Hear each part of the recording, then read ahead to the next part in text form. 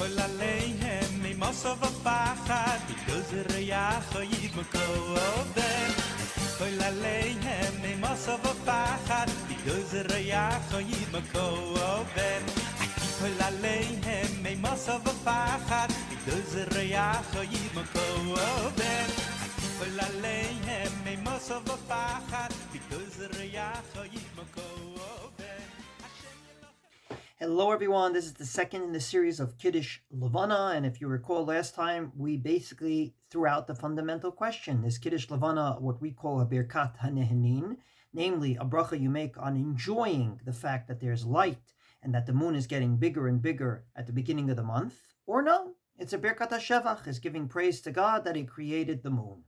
And I believe that there is at least two ramifications regarding this question. One is the start-off time, and one is the cut-off time. So let's start with the start-off time. According to the Shulchan Aruch, the start-off time to saying Kiddush Levana is only 7 days into the month, or 7 days from the Molad. The Ramah, by the way, doesn't comment on that, but the Mishnah Berurah does, and he says, and many Achronim say, no, you can start earlier.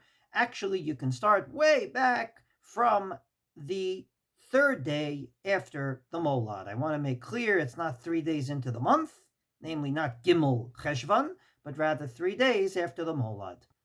What's their machlokes? If you say, says Rav Kulitz, that it's Birkat HaShevach, then it's much better that right at the beginning of the month, when you see that the moon is once again recreated, you haven't seen it, and now it's getting a little bigger and a little bigger, that's the best time to say it. Say it earlier then later. Say it from the 3 days after the Molad.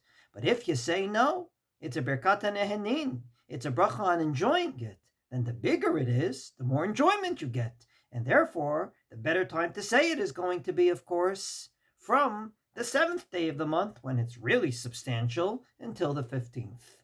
And the second question, of course, is the cutoff time. According to Rabbi Yehuda, the cutoff time actually was the 7th, and according to the Nahardea, it was the 15th. So, says Rav Kulitz, that according to Rabbi Yehuda, the cutoff time is going to be when you saw that God created the moon. It's a few days in, 7 days in already, you saw it. It's very much like the halacha of Havdalah. You can make Havdalah until Tuesday, according to one opinion, but you can't make Havdalah till Erev Shabbos, because, how much time is connected to the former Shabbos? You still have chulent that hasn't been digested for a few days, but it doesn't go on until Wednesday, Thursday of the following week.